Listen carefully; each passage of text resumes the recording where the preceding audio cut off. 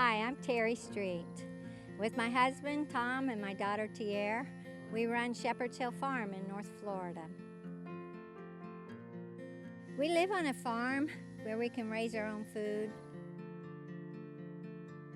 When I got sick about 30 years ago, the doctor suggested that we buy our own animals and raise our own meat to see if I was allergic to the animals or allergic to the food that the animal was being fed.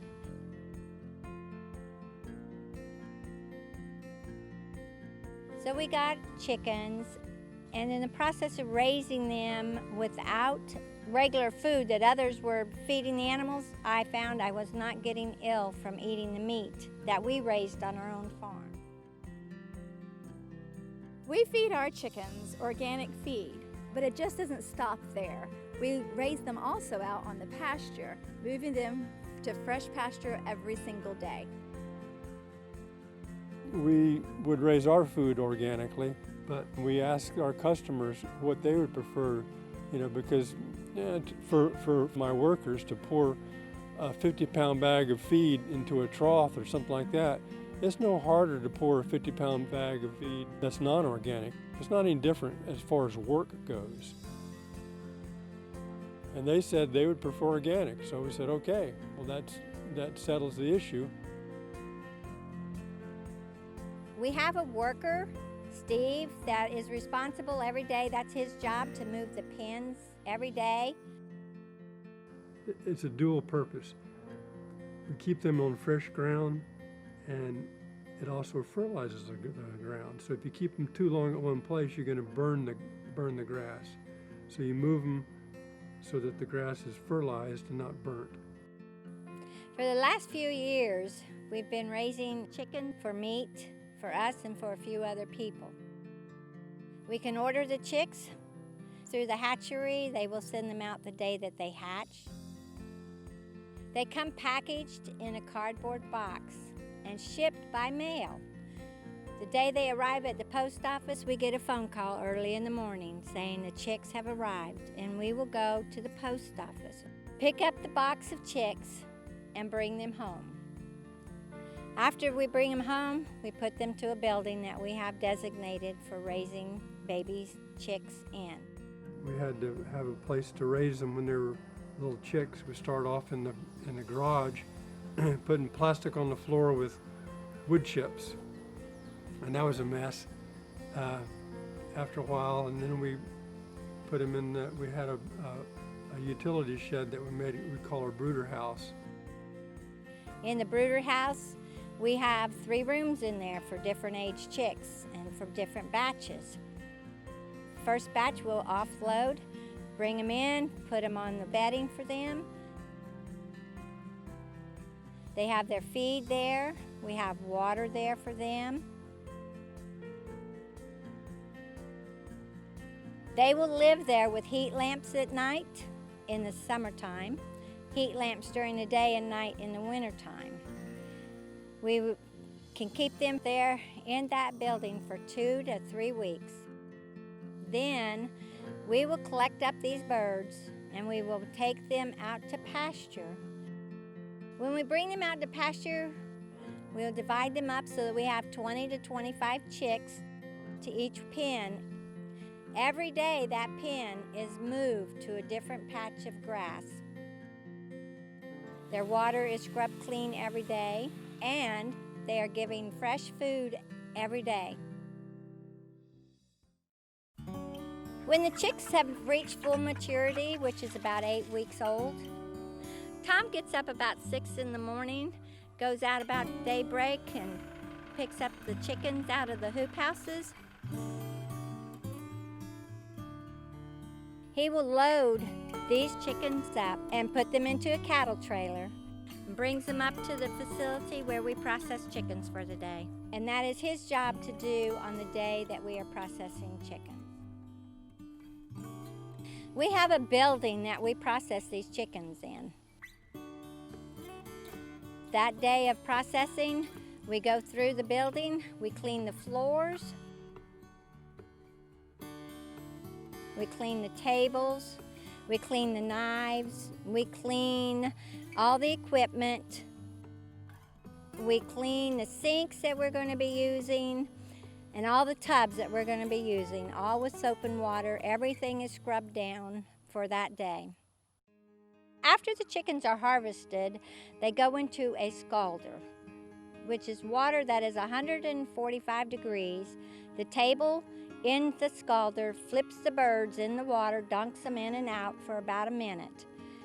After that is done, we remove those birds from the scalder, put them in a plucker, which has a turntable in the bottom of it with a bunch of rubber fingers all the way around it, and the turntable flips the birds until all of those feathers are removed. After the bird is plucked, then it is sent through a window into the next room, dropped on a table where we take that chicken, we cut the feet off, we cut off the head, and we will eviscerate, which means we will remove all the insides of that chicken. From that table, after that is done, we'll separate all the parts into hearts, gizzards, liver, and remove and separate what is to be eaten and what is to be discarded. From there, they'll go to a sink where we will hose them off with running cold water and rinse everything off as we can, and then put them into a barrel where the water is kept running at 72 degrees in the barrel, and the birds can soak in that water. When the birds go into the next room, these birds have been soaking for at least an hour. We don't have any blood left on them, they're clean, and we've got them ready for packaging now. Some of these birds we will cut up into parts and package for parts. When we cut these chickens up into parts, by parts we mean that we package legs into a package. We put 4 legs to a package, which would be 2 chickens worth of legs. We put 4 thighs to a package, which would be equivalent to 2 chickens' thighs. Each one of these bags would go to the vacuum sealer, which we enjoy using. It's easy. The bird is vacuum sealed so nice and tight. From there, we take these chickens and their parts, and we take them and put them into a walk-in cooler so that the birds can chill down for 24 to 48 hours. After that, the birds will be put into a freezer, a walk-in freezer, where we freeze them until they are sold, and we will sell them and deliver them, or people will come to the farm and pick them up, or we will put them on our own table.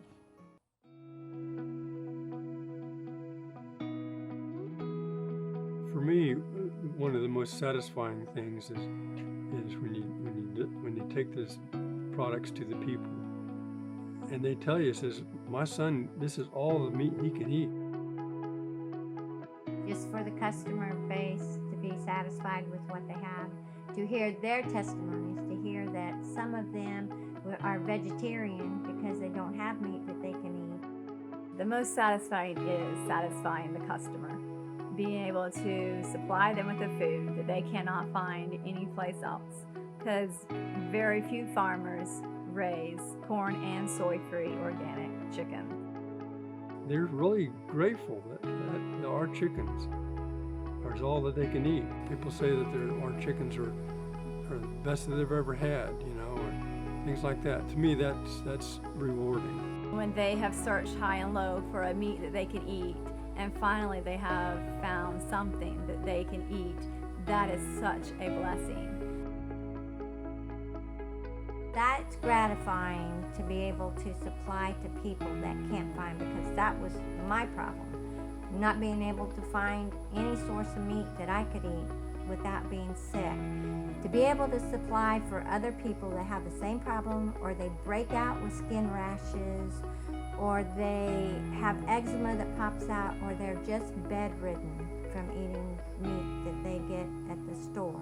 To know that you are touching somebody health-wise makes it worthwhile.